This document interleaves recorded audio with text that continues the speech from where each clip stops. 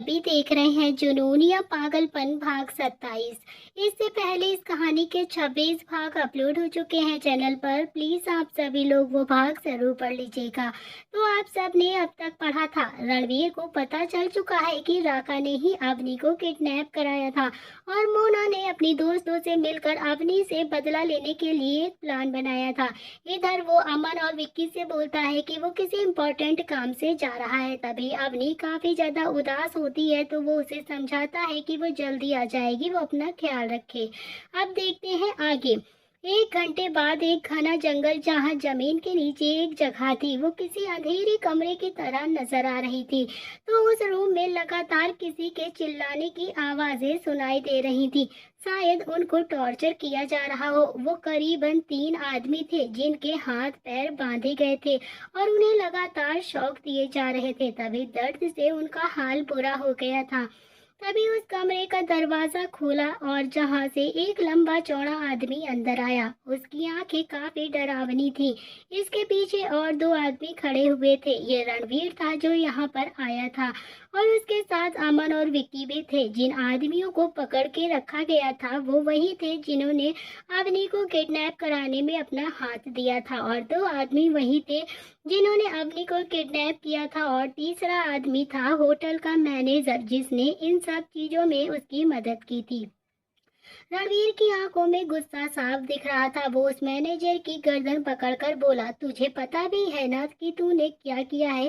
तूने उन लोगों की हेल्प की है जो उसे पकड़ने आए थे और जो मेरी जान है, रणवीर की जान, शायद तुझे और तेरे बॉस को पता नहीं है। और रणवीर राय कौन है? तभी अमन रणवीर के पास आकर उसके कान में कुछ बोलता है, जिसे सुनकर रणवीर जल्दी से ही दूसरी जगह पर आ गया और जाते जाते रणवीर विक्की से बोला, इन्हें तब तक तड़पाओ जब तक मर नहीं जाते हैं, और मरने से पहले इनके मुंह से सारी सच्चाई बाहर निकलवा लेना। रणवीर वहां से चला गया और उसके जाते ही वो तीनों आदमी जोर जोर से चिल्लाकर अपनी जान की भीख मांगने लगते हैं, मगर उन्हें कहाँ पता था कि वो अब मौत के मुंह में आ चुके हैं। विक्की ने उनकी एक नहीं सुनी और वहां खड़े बॉडीगार्ड्स को इशारा किया, जिसे समझ वो उन आदमियों को और टॉर्चर करने लगे। दूसरी तरफ रणवीर और अमन एक जगह रुके। तभी रणवीर अपनी कोल्ड वॉइस में बोला, बताओ कहाँ है वो इस वक्त? अमन ने रणवीर को जवाब दिया, बॉस वो अभी गोवा में ही है और हमारे आदमी उन पर नजर रखे हुए हैं। तभी अमन की ये बात सुनकर रणवीर के चेहरे पर एक शातिर मुस्कान आ गई और वो बोला, अमन गाड़ी निकालो और ब्लैक कमांडो को भी खबर करो, किसी की लंका में आग लगाने जाना है। तभी रणवीर की ये बात सुनकर अमन वहां से जाने लगा और विला में इस वक्त रणवीर के बिना अवनी का भी मन बिल्कुल नहीं लग रहा था। उसे बाहर जाना था पर ईरा और एली उसे रोक कर रखे थी और थक ही हार कर अवनी सोफे पर बैठ गई और वो अपना मुंह फुला लेती है। तभी उसे देखकर ईरा और एली ने काफी कोशिश की पर वो मानी नहीं। थक हार के एली ने रणवीर को कॉल कर दिया। तभी यहाँ रणवीर कहीं जा रहा था। तभी उसके फोन पर एली की कॉल आई तो रणवीर ने बिना देर किए जल्दी से कॉल को पिक किया और एली जो थोड़ा डरते हुए बोलती है कि बॉस बॉस वो मैम को बाहर जाना है तो हमने उन्हें रोका है, फिर भी वो जिद पकड़े बैठी हैं। हमें समझ में नहीं आया तो मैंने आपको कॉल कर दिया। तो एली की बात सुनकर रणवीर बोलता है कि अवनी को फोन दो। तो रणवीर की बात सुनकर एली ने जल्दी से अपना फोन अवनी को देते हुए कहा कि मैम बॉस आपसे बात करना चाहते हैं, ये लीजिए आप प्लीज बात कर लीजिए। तभी अवनी ने एक नजर फोन को घूरा और फिर फोन को घूरते हुए अवनी ने गुस्से से वो फोन ले लिया और सुनने लगी। तभी रणवीर ने जल्दी ही बोला, जान क्या हुआ है आपको? आप ऐसे जिद करके क्यों बैठी हो? रणवीर की आवाज सुनकर अवनी थोड़ा उदासी भरे टोन में बोलती है कि आप कहाँ पर हैं? हमें अभी के अभी बाहर जाना है, हमें बहुत गुस्सा आ रहा है। हमने इन दोनों को कहा है पर ये हमें नहीं लेकर जा रही हैं और ना ही हमें जाने दे रही हैं। एक तो आपने हमें बताया भी नहीं कि आप बाहर जा रहे हैं और हम कब जाएंगे बाहर, और तो और हमें शॉपिंग पर भी नहीं लेकर गए। हमारे पास शादी के लिए कोई कपड़े भी नहीं है, हम क्या करें आप ही बताइए। तभी रणवीर उस लड़की की आवाज सुन कर रहा था जो शादी को लेकर परेशान थी। तभी उसे शॉपिंग भी करनी थी और बाहर घूमने भी जाना था। रणवीर ने जब अवनी की प्यारी सी शिकायतें सुनकर वो खुद ही में मुस्कुराता है और बोला कि जान आप परेशान होना बंद कर दो, हम 2 घंटे में ही वापस आ जाएंगे और फिर आपकी जो भी शिकायतें होना आप हमें अच्छे से बता देना, मगर अभी के लिए हमें थोड़ा सा काम है तो आप प्लीज थोड़ा सा वेट कर लो, अभी हमें बाहर जाना होगा प्लीज। तभी रणवीर की इतनी स्वीट और कूल बातें सुनकर अवनी का दिल भी खुशी से भर गया और वो झट से मुंह बनाते हुए बोलती है कि ओके, पर अगर आप 2 घंटे में वापस नहीं आए ना तो आप भूल जाइए कि हम आपसे शादी करेंगे, समझे? और जब आप वापस आएंगे तब आप आइसक्रीम खाने के लिए हमें लेकर आएंगे, समझे? इतना बोलकर अवनी ने रणवीर की बात भी नहीं सुनी और जल्दी से फोन को काट कर दिया। तो अवनी की ये बात सुनकर रणवीर के चेहरे पर मुस्कान आ गई और उसने एक नजर फोन को देखा और अपने दिल वाली जगह पर हाथ रखकर बोला, उफ, ये गुस्सा जान, अगर आप ऐसे ही रही ना तो आप तो हमें पागल ही बनाती रहेंगी।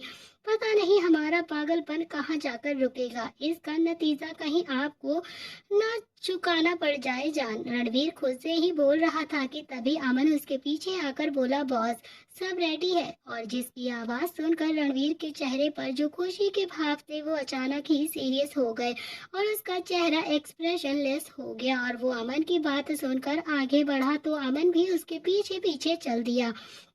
विला में अवनी की बात जब ईरा और एली ने सुनी तो वो देखती ही रही और उनका ऐसा खुला मुंह देखकर अवनी एक हिचकिचाहट लेकर बोली, तुम दोनों मुझे ऐसे क्यों देख रही हो? अवनी की बात सुनकर ईरा और एली अवनी के आगे बगल आकर बैठ जाती हैं और फिर उसका एक हाथ पकड़ लेती हैं और एक टक अवनी को देखने लगती हैं। तभी अवनी ने जब उनकी ये हरकत देखी तो वो हैरान रह गई और उसी हैरानी में बोली, बताओ भी क्या हुआ है तुम्हें?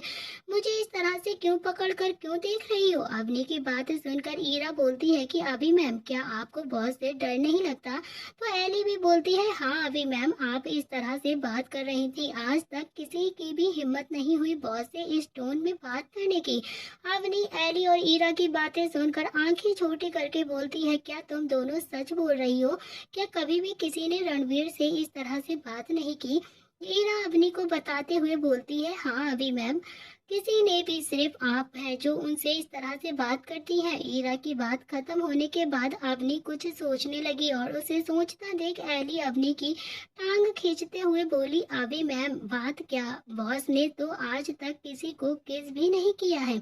एली की बात सुनकर अवनी के भाव एकदम से बदल गए और वो बेड से उठी और हकलाते हुए बोली, तुम दोनों कैसी को पता, और तुम दोनों क्या बात कर रही हो? मुझे किस? अवनी के गाल लाल हो गए और ईरा और एली उसे देखकर मुस्कुरा कर देखने लगी और थोड़ी गिल्टी फीलिंग में अवनी को देखने लगती हैं। तभी ईरा अवनी से माफी मांगते हुए बोली, सॉरी मैम, वो क्या है ना, हम कभी भी बहुत ज्यादा गॉसिप नहीं करते थे, पर जब से आप बॉस की लाइफ में आई है ना तब से हम सब ने गॉसिप स्टार्ट कर दी है और उसी के चलते हमें अमन ने सुबह का इंसिडेंट भी बताया था। ईरा की बात सुनकर अभी शौक रह गई, तभी उसकी आंखें बड़ी हो गई और शर्म से उसका चेहरा भी लाल हो गया। उसके मुंह से अचानक ही निकला, क्या क्या क्या कहा तुमने? उसने तुम सबको बता दिया? सबका चेहरा देख उन दोनों भी बेड से उठ जाती हैं और समझते हुए बोलती है, एली डोंट वरी मैम, उसने कुछ नहीं देखा, बस उसे पता था कि वहाँ बॉस आपको किस कर रहे थे। इतना बोलने के बाद उसका चेहरा अजीब सा हो गया और अवनी की तो हालत देख ईरा ने अवनी को संभालते हुए कहा, मैम आप चिंता मत करिए, वो ऐसा इंसान नहीं है जो सबको बताता फिरे, वो तो बस बॉस ने इतना डरता है ना कि उसे लगा कि बॉस कहीं उसे जान से ना मार दे, क्योंकि अनजाने में ही शायद उसने बहुत बड़ी गलती कर दी थी। वो तो ये बोल रहा था कि कभी आपके सामने भी नहीं आएगा ताकि आपको ऑकवर्ड फील ना हो। तभी ईरा की बात सुनकर अवनी उसे हैरानी से देखने लगी और बोली, क्या तुम सच बोल रही हो? पर ये सच है तो उन्हें गिल्टी फील करने की जरूरत बिल्कुल भी नहीं है, वो मैं थोड़ा सा डर गई थी ना इसीलिए बोला, पर अगर अमन भैया को रणवीर से डर है ना तो मैं रणवीर से बात करूंगी। अवनी की नादानी भरी बात सुनकर ईरा और एली अवनी को कस कर गले लगाकर बोलती हैं कि आप बहुत ही अच्छी हो मैम और बहुत ही ज्यादा क्यूट भी, आप परेशान मत होइए, बॉस अमन को छोटे भाई की तरह मानते हैं, उन्हें कुछ भी नहीं करेंगे। ईरा और एली की बात सुनकर अवनी थोड़ा सा रिलैक्स हुई। तभी थोड़ी देर इसी तरह से रहने के बाद अवनी बोलती है कि मुझे तुम दोनों को हेल्प चाहिए। अवनी की बात सुनकर दोनों ने ही खुशी से हाँ में अपना सिर हिलाया और बोला, यस मैम, आपको कैसी हेल्प चाहिए, हम आपकी हेल्प करने के लिए तैयार हैं। तभी इधर दूसरी तरफ गोवा का एक बीच जहां पर काफी सारे आदमी हाथों में गन लिए खड़े हुए थे, तो वहीं पर एक शिप भी थी जहां पर कुछ आदमी लड़की के बॉक्सेस भरे हुए थे, तो कोई उनके शिप में ले जा रहा था। तो उसी शिप के टॉप पर एक पैर रेलिंग पर रखे हाथों में सिगरेट जला रहा था एक इंसान। उस आदमी ने एक ब्लैक सूट पहन रखा था, उसके गले में एक सोने की चेन थी, हाथों में एक सिल्वर कलर का कड़ा था जो धूप में चमक रहा था। उसने सिगरेट का एक कस लेते हुए बोला, जल्दी से जल्दी काम करो, मुझे कोई गड़बड़ नहीं चाहिए और सारा माल सही सलामत शिमला पहुंच जाना चाहिए। जितना पैसा लगेगा लगाओ, किसी को भी टपकाना है तो टपकाओ, पर अगर इसने कोई भी गड़बड़ हुई ना तो तुम लोग अपनी जान से जाओगे। उसकी बात सुनकर उसके पीछे पड़ा आदमी बोलता है कि राका बॉस, आप चिंता मत करो, कोई गड़बड़ नहीं होगी और जैसा आपने कहा है वैसा ही होगा।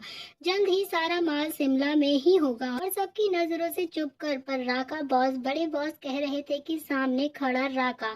तभी उसकी अधूरी ही बात सुनकर बोलता है, क्या हुआ मली, क्या कहा भाई ने? मली जो थोड़ा डरा हुआ था वो बोला कि राका बॉस, बड़े बॉस कह रहे थे कि आपको इस मामले में जल्दबाजी बिल्कुल भी नहीं करनी चाहिए।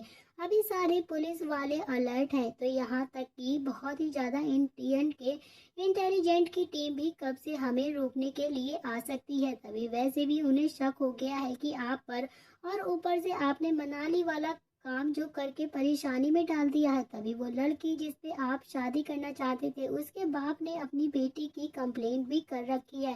आपको भी अभी इसमें घसीटा जा सकता है, पर आपने इससे निकलने के लिए बड़े बॉस को भी मदद नहीं ली।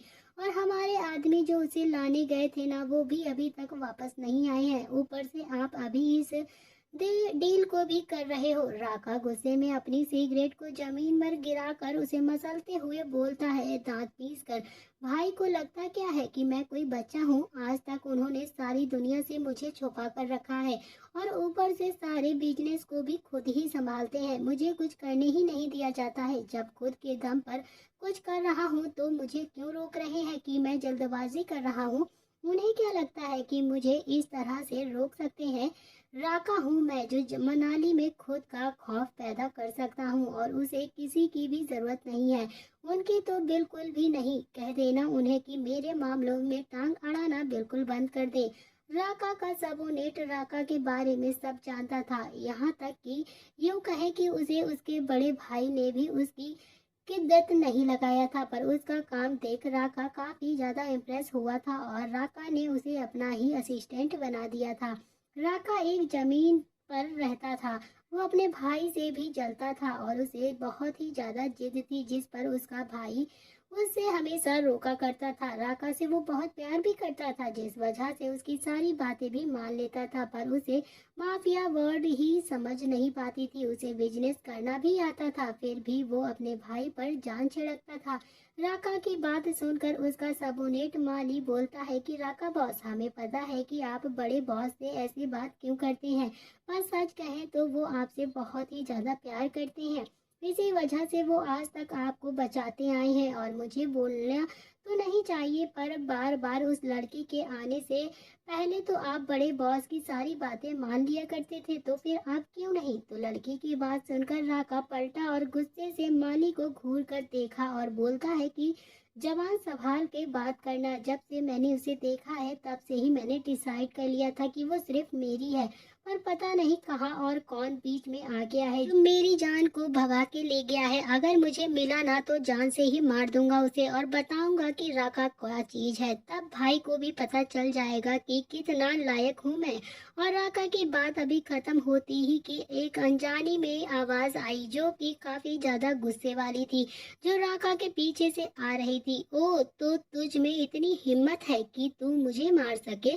जैसे ही किसी की ये आवाज आई तो राका राका और माली के कान में गई ना तो उन्होंने पीछे मुड़कर तुरंत ही देखा तो वहां पर कई सारे आदमी खड़े थे जो कि कमांडो की यूनिफॉर्म में थे। सबके हाथ में रिवॉल्वर्स भी थी जो राका की तरफ पॉइंट करके खड़े हुए थे। वहां एक चेहरा जिसने अपने एक हाथों में गन को कंधे पर थामे ये सब कुछ कहा था। उसकी आंखें लाल थी जो जलते अंगारे से भी कम नहीं थी। उसकी नजरें एक टक उस आदमी पर ही थी।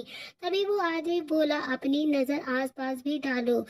राका ने जब उस आदमी की बात सुनी तो आसपास देखा जहां उसके आदमियों के पीछे एक एक गार्ड्स खड़ा हुआ था और आदमियों के सर पर गन ताने खड़े हुए थे। राका के लिए ये सब बहुत नया था। वो बिल्कुल कच्चा खिलाड़ी नहीं था, पर ये मंजर किसी मौत के मंजर से कम भी नहीं था। उसने सब देखा और सामने खड़े आदमी से कहा कि कौन हो तुम और ये सब क्यों कर रहे हो, क्या चाहिए तुम्हें। तभी राका के सामने खड़ा आदमी राका के इर्द गिर्द चलकर राका की तरफ तिरछी नजरों से देखकर बोलता है कि वही जिसे तुम अभी मारने वाले थे, लो मैं तुम्हारे सामने खड़ा हूँ, मार दो मुझे। तभी राका को उसकी बातें समझ में नहीं आई और वो गुस्से में उस आदमी से बोला कि देखो, तुम शायद मुझे नहीं जानते हो। राका राका नाम है मेरा, समझे तुम। ये बचकानी हरकतें करना बंद कर दो वरना तुम्हारा ऐसा हाल करूंगा कि जिंदगी भर याद रखोगे। बट एक सेकेंड, तुम्हें जिंदा छोड़ने वाला ही कौन है। आदमी तो जो राका के इर्द गिर्द फिर रहा था वो हंसकर अपनी गन राका के सीने पर रख देता है और अपने दांत पीस कर बोला कि तुम्हारी औकात नहीं है मुझे मारने की, और रही बात जान पहचान की तो तुम शायद डेविल आर के नहीं जानते हो। कि राका अपनी आंखें छोटी करके उस आदमी को देख बोला जैसे उसे जानता हो। नहीं हो, क्या बकवास कर रहे हो। डेविल आर कौन है ये। मैं किसी डेविल आर को नहीं जानता हूँ। और डेविल आर जो राका की बात सुन रहा था वो अचानक ही उसने राका के पैर पर गोली चला दी और राका की जोरदार चीख उस शिप पर गूंज उठी। तभी डेविल आर बोलता है कि ये मुझे ना जानने का नतीजा है। राका जो जमीन पर गिरा हुआ था उसकी दर्द से हालत खराब हो गई थी, पर फिर भी वो हंसकर बोला, गलत कर दिया तुमने मुझे गोली मारकर। तुम्हें पता नहीं है कि मेरा भाई कौन है। वो तुम्हें जिंदा नहीं छोड़ेगा, मार देगा तुम्हें। डेविल आर हंसकर राका से 2 कदम दूर बैठकर बोलता है कि अभी थोड़ी देर पहले तू अपने भाई से नफरत कर रहा था और मुझे मारने की बात भी कर रहा था, लेकिन तू अब बिल्कुल गिरगिट की तरह रंग बदल रहा है। मुझे मारने के लिए अपने ही भाई की मदद लेने की बात कर रहा है। कैसा इंसान है तू, एक नंबर का बेशरम। मुझे तो शर्म आ रही है तुझ पर। तुझे खुद ही नहीं पता कि तुझे क्या चाहिए। और ये सब छोड़, तूने तो खुद के साथ भी गद्दारी ही की है। तू कहाँ किसी का सगा होगा। राका दर्द से तड़प कर डेविल आर से बोलता है, क्या चाहते हो तुम। आखिर क्या दुश्मनी है तुम्हारी मुझसे।